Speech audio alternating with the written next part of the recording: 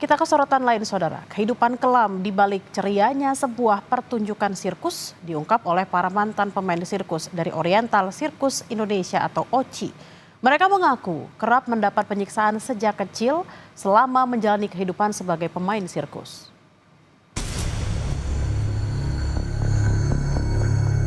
Sampai akhirnya saya melahirkan, anak saya juga dipisahkan dari saya. Anak saya dipisahkan dari saya tidak menyusui, tidak dari rumah sakit, saya sudah dipisahkan. Di situ anak saya 2 tahun, saya baru ketemu dengan anak saya. Itu pun saya melihat anak saya bersama bayi-bayi yang lain ada di Pondok Indah itu. Butet tidak pernah tahu identitas aslinya.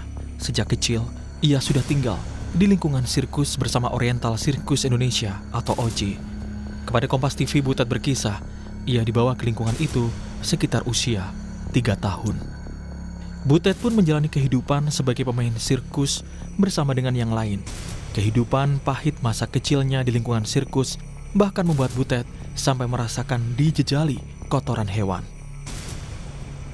Kalau buat kita itu dipukul, latihan itu suatu hal yang makan kita sehari-hari. Di situ saya melihat, saya kaget. Terus saya berjalan, waktu terus kehidupan, di situ saya kok seperti ini, teman-teman juga sama seperti ini. Terus saya juga pernah buat kesalahan, anak-anak masa kecil kita makan nasi bungkus semuanya di sana. Saya ambil masakannya bos, daging empal. Itu saya ketahuan, saya tidak ngerti buat mereka itu sangat fatal. Kesalahan saya itu, saya juga tidak paham, karena saya masih kecil, itu sekitar umur 9 tahun apa, saya tidak tahu. Tapi saya langsung dijejelin, dipegangin, jejelin kotoran gajah itu. Saya tidak bisa apa dimakan, tambah hari saya tambah tertekan rasanya untuk kehidupan saya. Dipukul apa, itu sehari kita, show juga kalau kita jelek, masuk itu dipukul. Tidak tertawa juga dipukul. Tidak senyum. Tidak senyum kalau pas lagi show itu juga dipukul. Terus selalu hari lepas hari kita jalani seperti itu. Menanggapi tuduhan soal adanya penyiksaan pada pemain sirkus, founder OCI, Tony Sumampau, membantahnya. Tony bilang apa yang terjadi saat berlatih merupakan sebuah tindakan pendisiplinan kepada para pemain. Tony juga membantah tudingan tidak memberikan uang pada pemain. Nggak aneh, tapi kalau anak-anak itu latihannya malas, tidak mau keluar tenaga, kalau pakai rotan itu mah biasa. Pakai rotan waktu itu Pak ya? Pakai rotan, ya. Dan kita kontekstual pada masa tahun itu memang begitu kulturnya, memang bukan gitu. Cuma di sirkus. Memang begitu. Iya. Di luar sirkus pun sama. Kita di rumah pun mengalami gitu ya. Memang itu tidak diberi gaji ya. Kita kan dulu juga nggak terima gaji, sama. Masih anak-anak masa terima gaji gitu ya. Tapi uang saku untuk belanja, untuk segala macam itu selalu ada. Taman Safari Indonesia menegaskan berbeda dengan OCI atau Oriental Circus Indonesia, baik dari sisi manajemen maupun lini bisnis. Taman Safari juga menduga sengaja dijadikan target oleh mantan pemain sirkus dari OCI. Kenapa mereka mengincarnya TSI? Karena melihat ya semakin kita awareness bahwa TSI adalah suatu organisasi usaha yang mungkin ini merupakan target bagi mereka.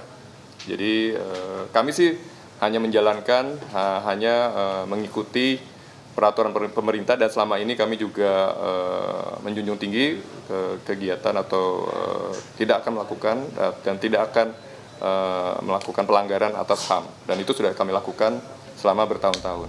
Mungkin itu. Kementerian HAM akan mengundang Oriental Circus Indonesia dan Taman Safari Indonesia untuk mendengarkan keterangan soal dugaan penyiksaan yang dialami oleh mantan pemain sirkus. Pekan depan, Kemenham akan mengundang Taman Safari dan pihak OCI untuk mendengarkan peristiwa versi mereka. Keterangan dari pihak yang bertikai akan memudahkan Kementerian HAM untuk mencari solusi terbaik. Pastikan ya supaya kami bisa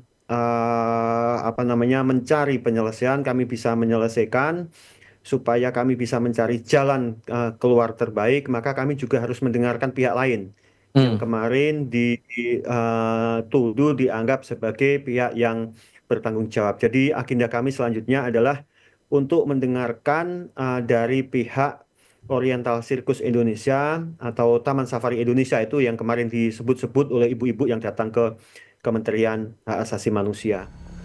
Kasus dugaan kekerasan mantan pemain sirkus Oji mengaku persoalan ini sempat diselesaikan Komnas HAM di tahun 97. Namun Oji tidak melaksanakan kewajibannya untuk memenuhi hak-hak korban. Tim Liputan, Kompas TV.